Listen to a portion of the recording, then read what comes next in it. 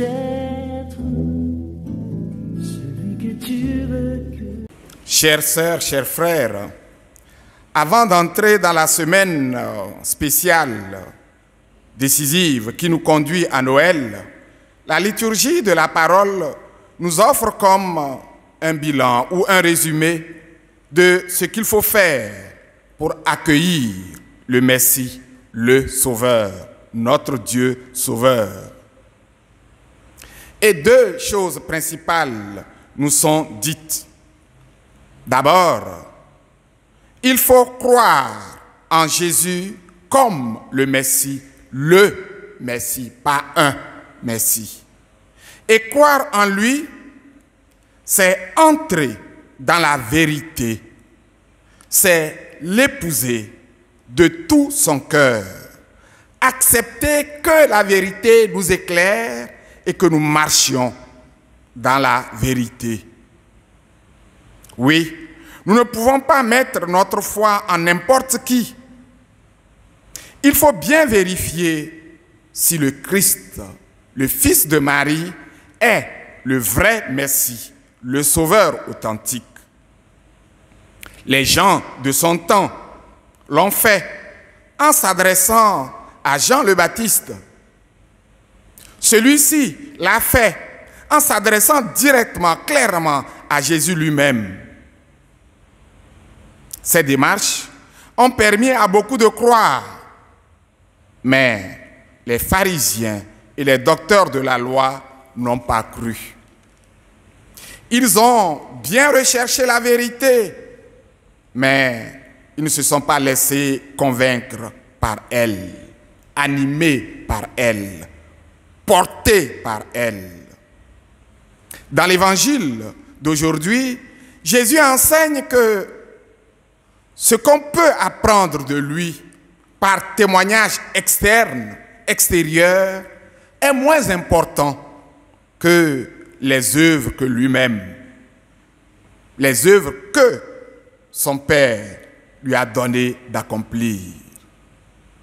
Ces œuvres, ce sont les miracles qui promeuvent la vie, qui la suscitent de nouveau, qui la guérissent. Ces œuvres, ce sont les œuvres du salut. Ces œuvres témoignent que Jésus est fils du Père et quiconque s'attache à lui devient comme lui fils dans le Fils, donc fils du Père éternel, fils du royaume que Dieu établit en ce monde. On comprend alors mieux le salut qu'il est venu nous apporter, infuser en nous la vie du Père, la vraie vie. Nous faire attacher à son Père pour la vie éternelle. Du coup, nous comprenons aussi ce qu'il faut faire pour l'accueillir véritablement.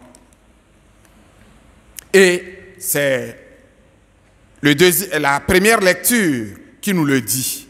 Et c'est la deuxième chose principale que la liturgie d'aujourd'hui nous enseigne. Observer le droit, pratiquer la justice, comme le prophète Isaïe l'écrit.